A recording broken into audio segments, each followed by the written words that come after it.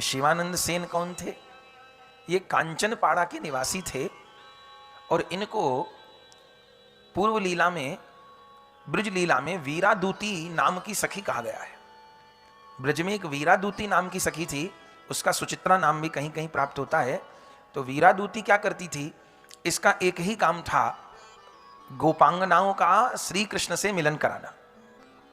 जो भी ब्रज गोपियां, अब सब ब्रज गोपियों के रूप में संत लोग अवतार लिए, तो जो भी ब्रज गोपी प्रभु की बंशी सुन के, प्रभु का दर्शन करके विभोर हो जाती थी और प्रभु के निकट जाना चाहती थी उनकी सेवा के लिए, तो वीरादूती का ये काम था कि उन सब गोपिकाओं की सिफारिश प्रभु तक करना और प्रभु की सेवा में समर्पित करना। इन वीरादूती का ही अवतार, इनका दो नाम है, सुचित्रा सखी और वीरादूती, तो इनका अवतार ही शिवानंद सेन के रूप में हुआ। तो जो काम इनका ब्रजलीला में था वही काम इनका गौर लीला में था। ब्रजलीला में भी यही काम था और गौर लीला में क्या काम था? दूर दूर से भक्तों को घेर करके लाना। अभी रथ यात्रा का वर्णन आएगा तब हम सुनेंगे। दूर दूर से बस किसी ने कह दिया कि मुझे महाप्रभु का दर्शन करना है, किसी ने नाम सुना, अरे भैया कोई जगन्नाथपुरी में कृष्ण चैतन्य महाप्रभु हुए, ऐसी ऐसी लीला करते हैं, हमारा उनके दर्शन करने का मन है, हाँ हाँ चलो हम लेके जाएंगे। अब पहले समय में यात्राएं आसान तो थी नहीं और रास्ते में चुंगियां बहुत पड़ती थी, और चूंकि बंगाल में मुगलों का शासन था तो चुंगियां पड़ती थी। वो हिंदू यात्रियों से ऊट पटांग पैसे ऐंठते थे, तो लोग चुंगियों के डर के कारण यात्रा नहीं करते थे। रास्ते में लूटपाट का डर था, मुगलों का काल था उस समय। तो किसी ने झूठे को कह दिया कि मुझे महाप्रभु का दर्शन करना है। ये शिवानंद सेन का क्या काम था? ये जो भी पूरे साल कमाते थे, गृहस्थ थे, इनके कई पुत्र भी थे, पर ये जो भी पूरे साल कमाते थे उस सब पैसों को केवल भक्तों को यात्रा कराने में खर्च कर देते थे। खुद घर का गुजारा बड़ी दिक्कत से ही चलता होता है इनका। पर किसी ने झूठे को कह दिया महाप्रभु का दर्शन, तो चलो जी चलो जी चलो जी, और फिर सारे रास्ते का खर्चा, जितनी चुंगियां पड़ेंगी, जितने कर देने होंगे, सब ये देते थे। रास्ते में ठहरने की व्यवस्था, भोजन प्रसाद की व्यवस्था, हलवाई लेके जाते थे, रसोईया लेके जाते, कच्चा सामान लेके जाते। पैदल तो सबको चलना पड़ता था क्योंकि उस समय गाड़ियों से यात्रा होती नहीं थी, लेकिन ठहरना तो पड़ता था, भोजन करवाना पड़ता था सबको, ठहरने की व्यवस्था, चुंगियों का पैसा देना, कहीं नदी पार करनी है तो नौका वाले को पैसा देना, तो सब खर्चा ये करते थे। सबके भोजन पानी का, महीना भर की यात्रा, 2 महीना की यात्रा इनके साथ चलो, लेकिन और जगह की यात्रा नहीं करवाते थे। भाई यात्रा एक ही, कौन सी? महाप्रभु तक ले जाने वाली। कोई किसी दिशा में बैठा हो, कह दे महाप्रभु का दर्शन करना है, शिवानंद सारी व्यवस्था करेंगे। ये 400 भक्तों को लेके जाते थे, ऐसा वर्णन है। 400 500 भक्तों को लेके जाते थे। सब भक्तों को लेके चलते और सबके भोजन की, ठहरने की व्यवस्था करते। और महाप्रभु के बड़े प्यारे, महाप्रभु का प्यार ही इनको इसलिए मिलता था नए नए भक्तों को महाप्रभु की शरण में, और जो महाप्रभु की शरण में एक बार चला जाता वही प्रेमी बन जाता। तो एक बार ये शिवानंद सेन चले महाप्रभु के दर्शन को सब भक्तों को लेकर के, साथ में कुत्ता भी हो लिया, और ये इतने दयालु कि कुत्ता बिल्ली को भी न मना करें। अच्छा, कुत्ते लोग एक सीमा तक तो साथ चलते हैं, तो पहले तो उन्होंने देखा कि इस नगर का कुत्ता होगा तो इस नगर की सीमा तक ये चलेगा, लेकिन वो कुत्ता आगे तक हो लिया। कई नगर बीत गए, 50 कोस हो गए, वो कुत्ता चलता रहा। इनका ध्यान गया और भक्तों ने भी कहा कि शिवानंद जी आज आपकी यात्रा में कुत्ता भी शामिल हो गया। शिवानंद जी तो बहुत दयालु, कह दिया कि मैं जो है इसको भी लेके जाऊंगा। तो जहां प्रसाद होता था उस कुत्ते की भी पत्तल पड़वाने लग गए शिवानंद सेन जी। उसका रास्ते में ध्यान करने लग गए। चुंगी पर अटकाव होता था, लोग चुंगी वाले रोक देते थे कि ये कुत्ता नहीं जाएगा आगे, कहां का कुत्ता ले आए, तो ये दुगना तिगना किराया देते थे उस कुत्ते का, पर उसको लेके जाते थे आगे। तो कई चुंगियां इन्होंने पार की। जब ये उत्कल देश में प्रवेश करने लगे तो गंगा जी का पाट आया, जिसको महाप्रभु ने भी पार किया था। तो वहां पर जब पहुंचे तो बहुत भीड़ थी, नौकाएं कम थी, तो लोग आगे पीछे हो गए। तो शिवानंद सेन जी ने कहा कि अब सब लोग नौका से चलो, मैं सबसे आखिर में आऊंगा और आप सब लोग चलो, पैसे मैं सबके दे रहा हूं। तो सबको नौका में बैठा बैठा पार करते रहे, खुद आखिर में कुत्ता आया। तो नाविक ने जो है मना कर दिया, बोले मैं महाराज कुत्ते को नहीं बिठाऊंगा नौका में, ये आदमियों के पार होने की नौका है, कुत्ता बिल्ली की नौका नहीं है। शिवानंद जी ने कहा भैया मेरे से तुम पैसे ले लेना, 1 सवारी के पैसे ले लो, 2 सवारी के पैसे ले लो, इस कुत्ते को ले चलो। लेकिन वो नहीं माना। तब बड़ी कठिनाई से किसी प्रकार उसको लेकर के आए। अब वहां माने नौका से सब लोग उधर पार हो गए, इधर सबके भोजन का समय हो गया, तो सब लोग इंतजार कर रहे थे भोजन के लिए। तो शिवानंद सेन जी ने बस कुत्ते को पार करवाया और फिर सबके भोजन पानी में लग गए और ध्यान नहीं दे पाए उस कुकर की तरफ। आगे फिर एक चुंगी आनी थी, फिर वहां पर विरोध माने अवरोध, बड़े यात्रा में थे। अब वो कुत्ता भी छुड़ गया। जब सबको प्रसाद करवाते करवाते रात के 12 बज गए। जब रात के 12 बजे और प्रसाद पाने बैठे शिवानंद सेन जी, तब उनको याद आया। उन्होंने कहा भैया वो कुकर कहाँ है? बोले आज तो कुकर दिखाई नहीं दिया, उसको प्रसाद भी नहीं दिया गया, तो ढूंढो। सबने ढूंढा चारों तरफ, लेकिन जाने कहां वो नदी में रह गया कि कहां रह गया। आधी रात तक जागते रहे, प्रसाद भी नहीं पाया शिवानंद सेन जी ने। बड़ा दुख पाया, वो कुत्ता कहां चला गया? 100 कोस हमारे साथ चला आया था, अब तो थोड़ी दूर थे, महाप्रभु जी कहां चला गया, कहां चला गया? बड़े दुखी हुए। लेकिन अगले दिन यात्रा चलनी थी, तो बहुत ढूंढा पर मिला ही नहीं वो। तब फिर आगे शिवानंद सेन सबको लेके चले और चलते चलते पुरी में पहुंचे। और पुरी में जैसे गंभीरा मंदिर गए तो क्या देखा, वो कुत्ता पहले से वहां बैठा, वहीं महाप्रभु के पास बैठा है और महाप्रभु उसको नारियल की गिरी फोड़ फोड़ के खिला रहा है। अब वो खा रहा है नारियल की गिरी, तो महाप्रभु जी के पास बैठा है। और जैसे वो शिवानंद सेन पहुंचे, महाप्रभु को प्रणाम किए और उस कुत्ते को दंडवत प्रणाम किए। बोले भैया तुम तो पहले आ गए यहां पर, और महाप्रभु जी उसको नारियल की गिरी खिला रहे और राम कृष्ण नाम लिखवा रहे। भैया राम कहो, कृष्ण कहो। और वो कुत्ता 3 दिन रहा बंधुओं। चरितामृत में उल्लेख है 3 दिन महाप्रभु जी के हाथ से प्रसाद पाया, नाम श्रवण किया, वो कुत्ता राम कृष्ण हरि गोविंद बोलने लग गया। और तीसरे दिन वही महाप्रभु जी के चरणों में उस कुत्ते ने शरीर छोड़ दिया। शिवानंद सेन ने उस कुकर के शरीर को समुद्र में प्रवाहित किया। ऐसे शिवानंद सेन, ये भी महाप्रभु के नीलाचल लीला के परिकर हैं। हर साल आते थे और समझिए कि एक साल में 4 से 5 महीना ये जगन्नाथपुरी रहते थे। रथ यात्रा के ऊपर 4 से 5 महीना साल में पूरी रहते थे, महाप्रभु की सेवा में रहते थे। और वहां पर भी सबकी भोजन पानी की सेवा देखते थे।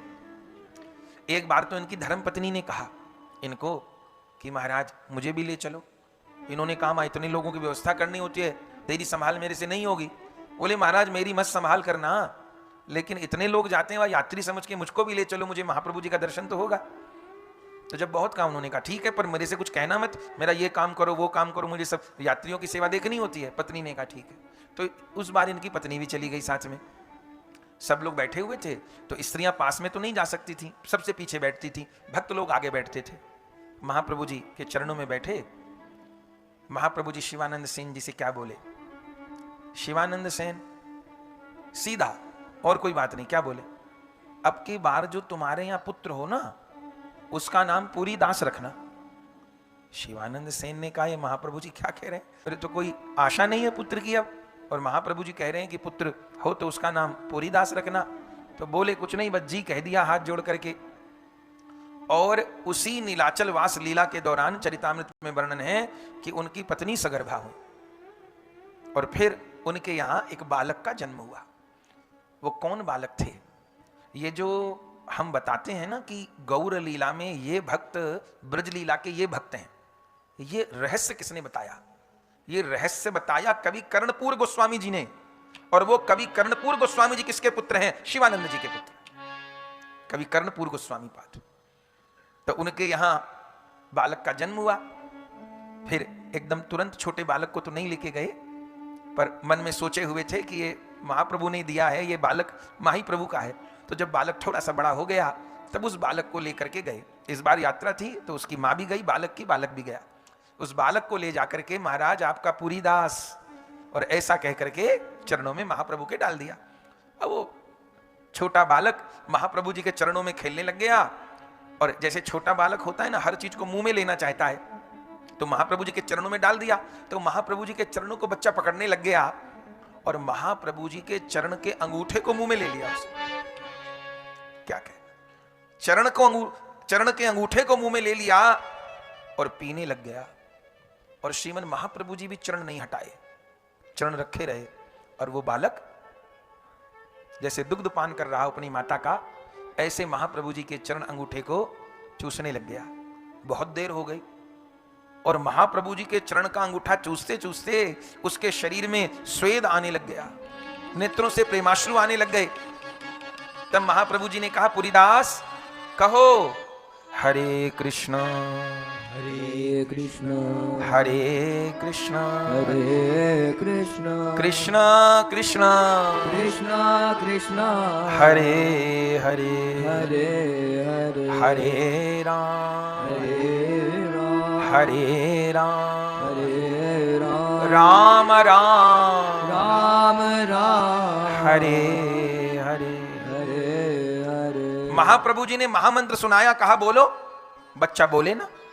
महाप्रभु ने फिर कहा बोलो हरे कृष्ण हरे कृष्ण हरे कृष्ण हरे कृष्ण कृष्ण कृष्ण कृष्ण कृष्ण हरे हरे हरे हरे राम हरे राम हरे राम हरे राम राम राम राम हरे हरे। हरे हरे। 3 बार महाप्रभु जी ने नाम बुलवाया, बालक बोले ना।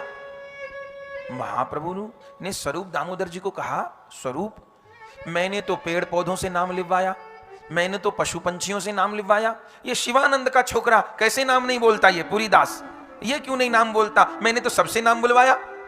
स्वरूप दामोदर जी क्या कहते हैं, प्रभु मुझे तो एक ही बात लगती है, आपके मुख से कृष्ण नाम सुन करके इसने उस महामंत्र को अपना दीक्षा मंत्र मान लिया है। तो दीक्षा का मंत्र बोला तो नहीं जाता, बालक है, पहली बार आपने नाम श्रवण करवाया, तो इसने उस नाम को, महामंत्र को अपना दीक्षा मंत्र मान लिया है, इसलिए ये उच्चारण नहीं कर रहा। ऐसी बात है?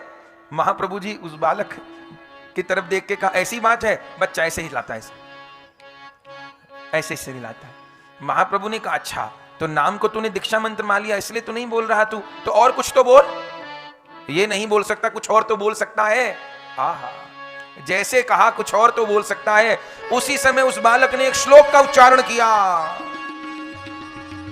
श्रवयो कुवलया श्रवयो कुलया चक्षुरो अंजनो चक्षुरो अंजनो उरसो महेंद्र मणिस्तव उरसो महेंद्र मणिस्तव ब्रज रमणीना ब्रज रमणीना मंडनम खिलम मंडनम खिलम हरिरजयति हरिरजयति ब्रज रमणीना ब्रज रमणीना मंडनम खिलम मंडलम खिलम हरिरजयति। हरिरजयति। ये श्लोक उच्चारण किया, सुनते ही महाप्रभु ने उस बालक को गोद में उठा लिया।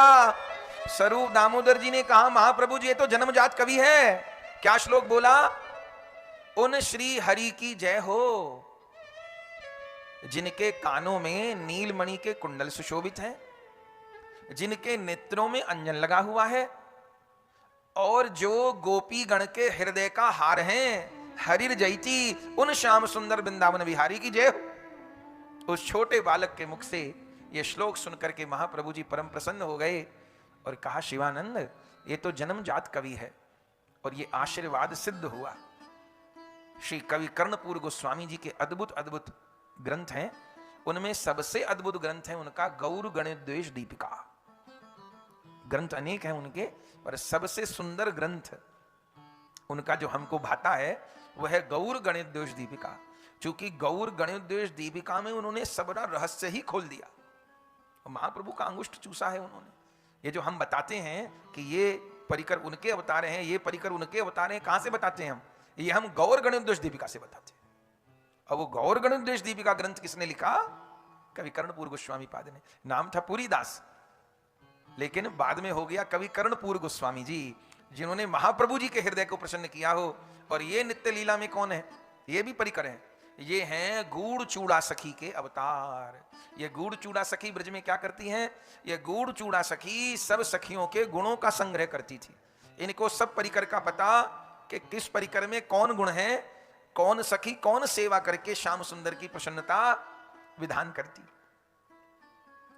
ये गूढ़ चूड़ा सखी के अवतार तो ये शिवानंद सेन और कवि कर्णपूर गोस्वामी जी महाप्रभु जी के नीलाचल लीला के परिकर।